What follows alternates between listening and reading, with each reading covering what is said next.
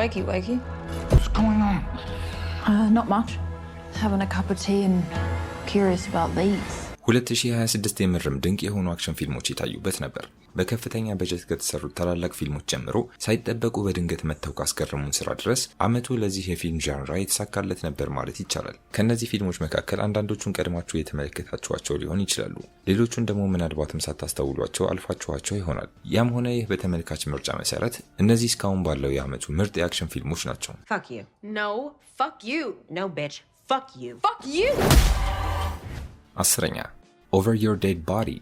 I think. You just tried to kill me! Because all you do is criticize me in your stupid accent. It's like British crossed with the devil.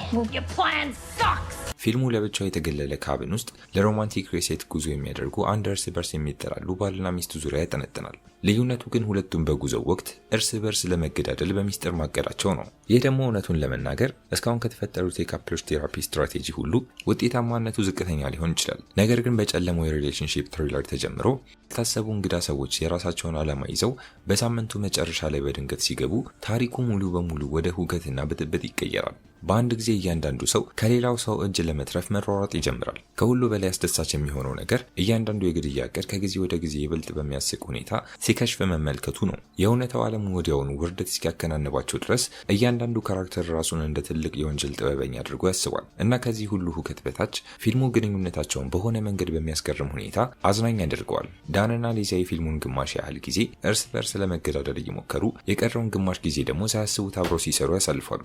በተጨማሪም ፊልሞች ላይ የሚታዩ የተገለሉ ካብኖች በምድር ላይ ካሉ የእረፍት ቦታዎች ሁሉ ዝቅተኛ ሰርቫይቫል ሬት ያላቸው መሆናቸውን ማረጋገጣቸውን ይቀጥላሉ። You would have been unconscious. Oh, okay. Because I am considerate. 9ኛ Project Hail Mary. I'm not an astronaut. If you don't go, you die. With the rest of us.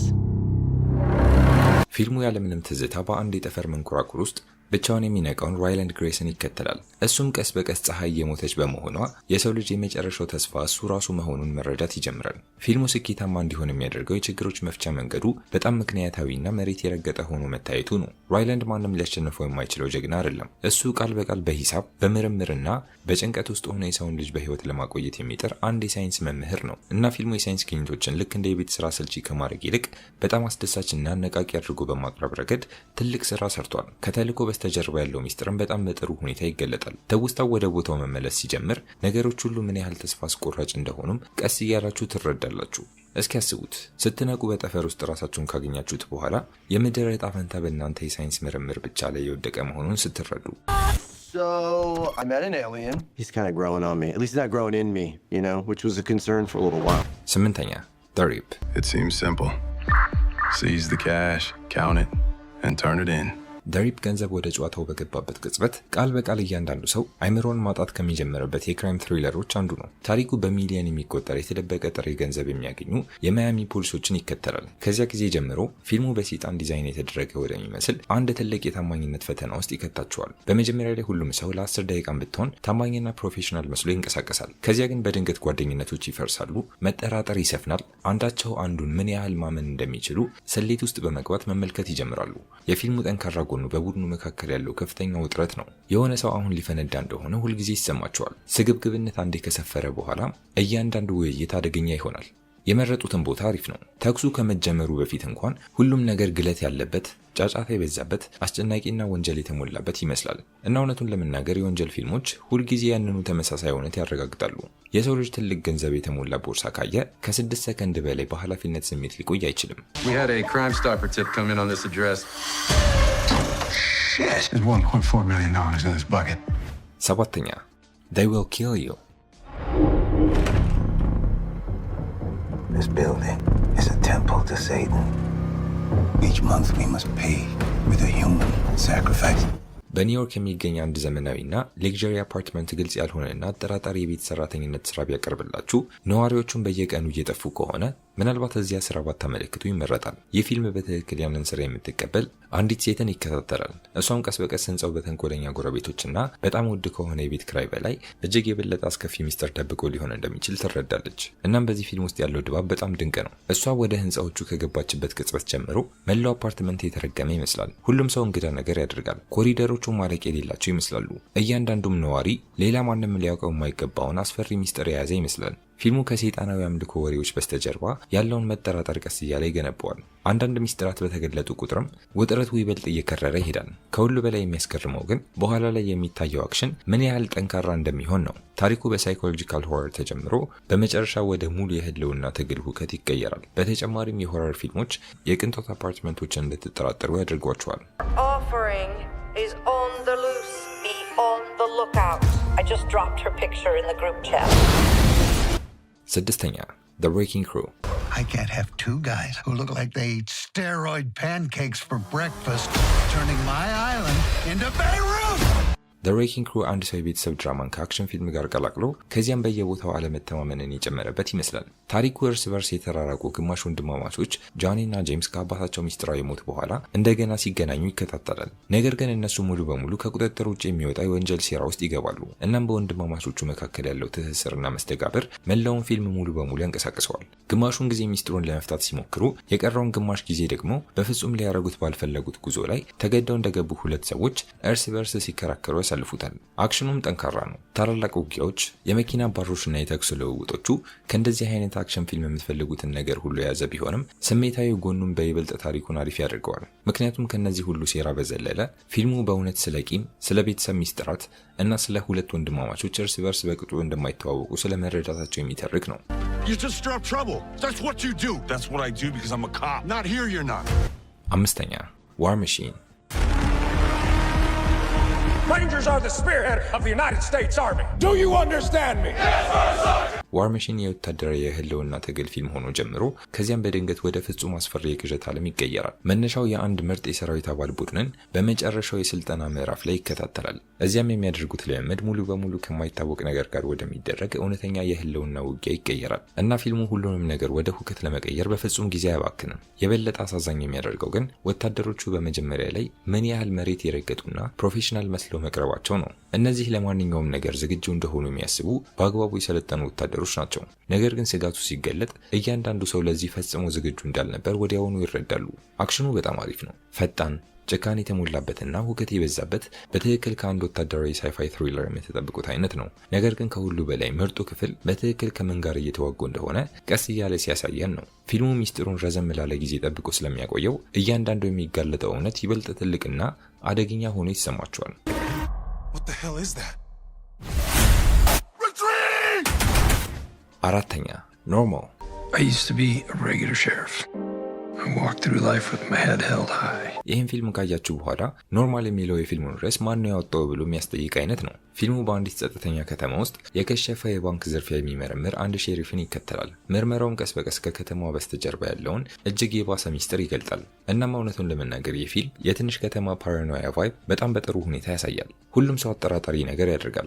እያንዳንዱ ውይይት ከባድ ትርጉም ያለው ይመስላል። ሸሪፉም ቀስ በቀስ ወዳልተሳካ የባንክ ዝርፊያ ሳይሆን ከዚያ በላይ ወደሆነ እጅግ ትልቅ ነገር ውስጥ እንደገባ ይረዳል። ፊልሙ ስኬታማ እንዲሆን ያደረገው በውስጡ ያለው ከፍተኛ ውጥረት ነው። በየ5 ደቂቃው ማለቂያ የሌላቸው ፍንዳታዎች የሚታዩበት ሳይሆን ሁሉም ነገር በአንድ ጊዜ መፈራረስ ከመጀመሩ በፊት ግፊቱንና ውጥረቱን ቀስ እያለ ይገነባዋል። አክሽኑም አሪፍ የሆነበት ምክንያት ፊልሙ መጀመሪያ ላይ ሚስጥሩን ለመገንባት ጊዜውን ስለሚወስድ ነው። በተጨማሪም በወንጀል ድራማዎች ላይ የሚታዩ አንዳንድ ትናንሽ ከተማዎች በሆነ መንገድ ስለ ሴራው ሁሉንም ነገር የሚያውቁ አንዳንድ አረጋውያንን ይይዛል። Whoa, 16.8 million. Where the hell did this town get that kind of money? ሶስተኛ Shelter. Mason isn't just an assassin. He's a precision instrument. ሼልተር ማለት ሰላምን የሚፈልግ ጡረተኛ ነፍሰ ገዳይ የሚለውን አረፍተ ነገር በጣም በጥሩ ሁኔታ ያቀረበ ፊልም ነው። ፊልሙ በአንድ በተገለለች ደሴት ላይ ብቻውን ተደብቆ የሚኖርን የቀድሞ ነፍሰ ገዳይን ይከተላል። እሱም በአንድ አስከፊ ማዕበል ወቅት አንዲት ትንሽ ልጅን ያድናታል። ይህም ያንን የቀረውን ሰላማዊ የጡረታ እቅዱን ወዲያውኑ ያጠፋበታል። ምክንያቱም የአክሽን ፊልሞች ላይ በብዛት እንዳየነው አንድ ጡረተኛ ነፍሰ ገዳይ ዘና እንዳለ እንዳይኖር የተቀመጠ ሕግ ያለ ይመስላል። በሰርቫይቫል ታሪክ የተጀመረው ነገር ቀስ በቀስ ነፍሰ ገዳዩና በወላጅ አልባዋ ህፃን መካከል ወደዚህ አይነት ስሜታዊ የጠባቂነት ግንኙነት ይቀየራል። እውነቱን ለመናገር ፊልሙን ለየት የሚያደርገውም ይህ ነው። አክሽን ያለባቸውም ሲኖች በጣም ጥሩ ናቸው። ድብድቦች፣ ከባድ የተኩስ ልውውጦችና በደሴቱ አቀማመጥ ላይ የሚታዩ አንዳንድ አስጨናቂ የማሳደድ ሲኖችም አሉት። የባህር ዳርቻው ድባብም ብዙ ነገር ይጨምርለታል። ማዕበሎች፣ ገደላማ ቦታዎች፣ የሚጋጩ ሞገዶች እና ከቀድሞ ህይወቱ የመጡ ጠላቶች መታየት ከመጀመራቸው በፊት እንኳን መላው ፊልሙ የተገለለና አደገኛ ይመስላል። ስሜታዊ ጎኑም በጣም ተሳክቶላቸዋል። ምክንያቱም ነፍሰ ገዳዩ ዝም ብሎ ከተራ ሰዎች ጋር ብቻ እየተፋለመ አይደለም። እሱ ከዓመታት በኋላ ያገኘውን የመጀመሪያውን እውነተኛ ስሜት ለመጠበቅ እየሞከረም ጭምር ነው። በተጨማሪም አክሽን ፊልሞች ላይ አንድ ሰው ከጨዋታው ወጥቻለሁ ቢል እንኳን በፍጹም ከጨዋታው እንደማይወጣ በተደጋጋሚ እያሳዩን ነው። Alpha team, come in. They're all gone. ሁለተኛ Crime 101. You look like a person who has secrets. You got the cars, the clothes, but you can't seem to look me in the eye. Crime 101 ስርቆትን ከእውነታው በላይ እጅግ ማራኪ አድርገው ከሚያቀርቡ የወንጀል ፊልሞች አንዱ ነው። ታሪኩ ለአንድ ትልቅ የዘረፋ ወንጀል ከአንድ የኢንሹራንስ ደላላ ጋር የሚተባበርን ዋና ሌባ ይከታተላል። በተመሳሳይ ሰዓት ደግሞ አንድ መርማሪ በሌላኛው ወገን ቀስ እያለ ሊይዘው ይቀርባል።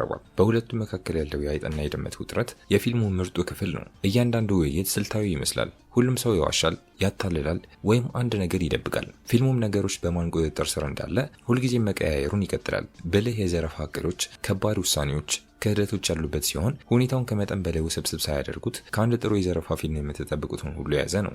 እነሱን የሚያሳድደው መርማሪም ለመጀመሪያ ጊዜ ብቁ ሆኖ መቅረቡ በሚገርም ሁኔታ ሁሉንም ነገር አስጨናቂ ያደርገዋል። ፊልሙ እስከ መጨረሻው ድረስ በተዋበ የአቀራረብ ዘይቤ ይቀጥላል። መላው እቅዳቸው እየፈረሰበት ባለበት ቅጽበት እንኳን ሁሉም ሰው በተረጋጋ ሁኔታ ይንቀሳቀሳል።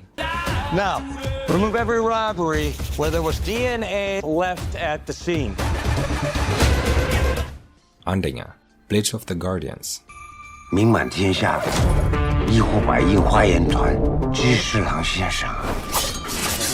ብሌድስ ኦፍ ዘ ጋርዲያን በሀገሪቱ ውስጥ ሁለተኛ በጣም የሚፈለገው ወንጀለኛን ዳውማን ይከታተላል እና እሱን ከሱ በላይ ይበልጥ የሚፈለገውን ሌላ ወንጀለኛ ወደ ሻንጋን በሰላም ለማድረስ ኃላፊነት ይሰጠዋል። የእስካሁን ካየናቸው መነሻ ሀሳቦች እስካሁን ከተፈጠሩት የግሩፕ ጉዞዎች ሁሉ የከፋው ይመስላል። ፊልሙ የማርሻል አርት፣ አክሽን፣ የፖለቲካና የህልውና ትግልን በአንድነት በማቀናጀት እጅግ የተዋበ ትርኢት ያሳየናል። እናም የሚደባደቡበት ክፍል ከእውነት የራቀ እንደሆነ ምንም ጥያቄ ባይኖረውም እንኳን እያንዳንዱ ፍልሚያ ፈጣን፣ ከባድና በሚገርም ሁኔታ የተቀናበረ ነው። በፍልሚያው ወቅት ያለው አኒሜሽን በጣም ደስ የሚል ፍሰት ያለው ከመሆኑ የተነሳ እያንዳንዱ ሲኖች በእውነት የማይቻሉ ይመስላሉ። ነገር ግን ፊልሙን በትክክል ጎልቶ እንዲወጣ የሚያደርገው ራሱ ዳውማን ነው። ጸጥተኛ፣ አደገኛ፣ የደከመውና ከመትረፍና ትክክለኛውን ነገር በማድረግ መካከል የተጠለፈ ሰው ነው። በሀገሪቱ ዙሪያ የሚደረገው ጉዞ ቀስ በቀስ ትላልቅ ሴራዎችንና አደገኛ ጠላቶችን ይገልጣል። ነገር ግን ከዚህ ሁሉ አክሽን መካከል ስሜታዊ የሆኑት ቅጽበቶች አሁንም በሚያስገርም ሁኔታ በጥሩ ሁኔታ ተሰርተዋል። እናም በምስሉ ጥራት የፊልም እጅግ ውብ ነው። አካባቢው፣ ላይቲንጉና የካራክተሮቹ አቀራረብ ሁሉም በተለየ መንገድ የሲኒማ ጥበብ የታየባቸው ናቸው። በመንገድ ላይ ጉዟቸውን እያደረጉ ያሉት ሁለቱም ሰዎች በሀገር አቀፍ ደረጃ የሚፈለጉ ወንጀለኞች በሚሆኑበት ጊዜ ሊፈጠር የሚችለው ነገር ሁሉ ተፈጥሯል። 传天下的亡命之徒都会蜂拥而至追杀你们。